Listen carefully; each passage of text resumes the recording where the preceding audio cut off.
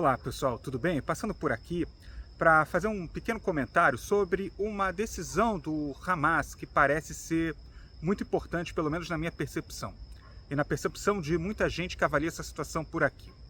O Hamas diz estar disponível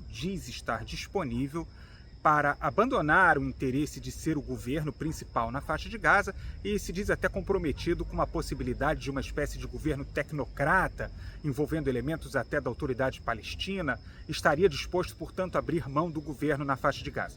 Nós escrevemos sobre isso no nosso site e falamos sobre uma das análises que existe, um dos temores de Israel, de que o Hamas esteja basicamente tentando copiar e colar na faixa de Gaza o modelo do Hezbollah no Líbano. O que significa isso na prática? O Hamas está em modo de sobrevivência, portanto, ele entende que suas forças já não comportam mais levar adiante essa batalha, precisa que um acordo seja fechado. Também a sociedade israelense pede esse acordo, pede um acordo para libertar os reféns, mas o Hamas entende que chegou a hora, portanto, de assumir um plano B para sua própria sobrevivência. Esse plano B nada mais seria, portanto, do que copiar o modelo do Hezbollah no Líbano. O modelo do Hezbollah é o seguinte: é um ator com bastante força militar no Líbano. É claro que o Hezbollah já está no Líbano como parte do tecido social, econômico e político libanês há bastante tempo, membros no parlamento, uma série de rede de assistência que o grupo faz também para a população libanesa, bancos do Hezbollah, farmácias do Hezbollah, auxílios, enfim, mas basicamente uma força militar poderosíssima, inclusive superior à força regular libanesa. O Hamas, portanto, pode estar caminhando para essa direção, ou seja, vai se dedicar integralmente ao seu braço militar, investir tudo que pode na reconstrução de sua força militar, já bastante prejudicada. Até o ministro da Defesa, Yoav Gallant, trouxe um dado importante: de 60% dos membros do Hamas já teriam sido mortos, de acordo com a estatística que ele, inclusive, colocou publicamente. Não se pode confirmar esse dado, é um dado muito complexo de ser confirmado por meios independentes, né? Se fala aqui mais ou menos em algo como 16 mil membros do Hamas mortos durante essa campanha militar, e todas as 24 brigadas do Hamas na faixa de Gaza já profundamente desorganizadas ou totalmente eliminadas.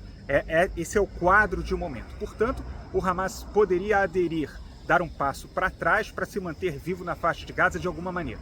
Qual o risco disso? Qual o risco desse modelo do Hezbollah na faixa de Gaza?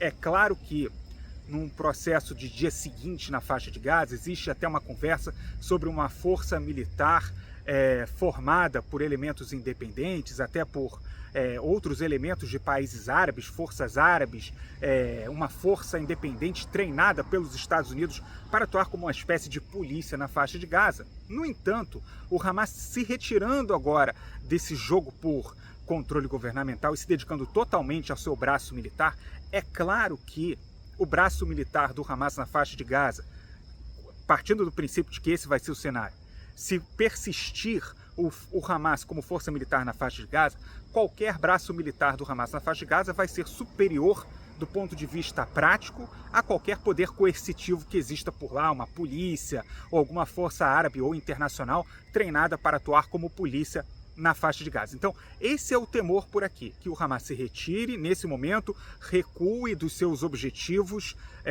de destruição de Israel. Não que ele vai abrir mão disso, mas ele faz um recuo estratégico nesse momento para continuar existindo. E a partir do momento em que houver um governo tecnocrata na faixa de Gaza, que seja mesmo parte da autoridade palestina, de elementos independentes, que seja, é um dos cenários possíveis, mas ainda existir uma força militar do Hamas, e essa força militar do Hamas vai ser infinitamente superior do ponto de vista prático e militar a qualquer outra força policial que exista no território, o governo, na prática, ele sempre vai estar submetido a essa força militar do Hamas, por uma questão muito simples. Como acontece no Líbano, há diversos elementos da sociedade libanesa, partidos políticos, lideranças sociais, pessoas públicas, enfim, que são contrárias a uma guerra do Hezbollah contra Israel no norte, de Israel no sul do Líbano. Essas pessoas, inclusive, se manifestam publicamente no Líbano, até porque o Líbano é um país em crise profunda e, do ponto de vista do Estado libanês, não há nada a ganhar, nada que o Estado libanês possa ganhar com uma guerra contra Israel. Só que o que o Líbano, de fato, pode fazer contra o Hezbollah? Nada. Pode fazer apelos, pode apelar para um senso patriótico do Hezbollah, até porque o Hezbollah se coloca como um elemento patriota libanês.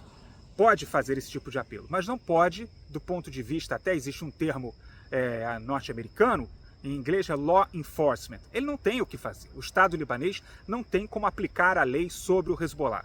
Digamos que o Estado libanês se contraponha totalmente às decisões do Hezbollah. Não há nada que possa ser feito na prática. O temor na faixa de Gaza é que esse modelo se replique por lá. O Hamas recue, como eu disse, abra mão de um governo, mas volte todas as suas capacidades e todas as suas forças de recuperação para se ater ao elemento militar. E vai ser, claro, uma força militar muito superior a qualquer outra. Esse era o comentário de hoje. Esse é um cenário possível que pode acontecer e era importante que a gente trouxesse esse cenário para vocês. Espero que vocês tenham gostado. Até a próxima. Obrigado.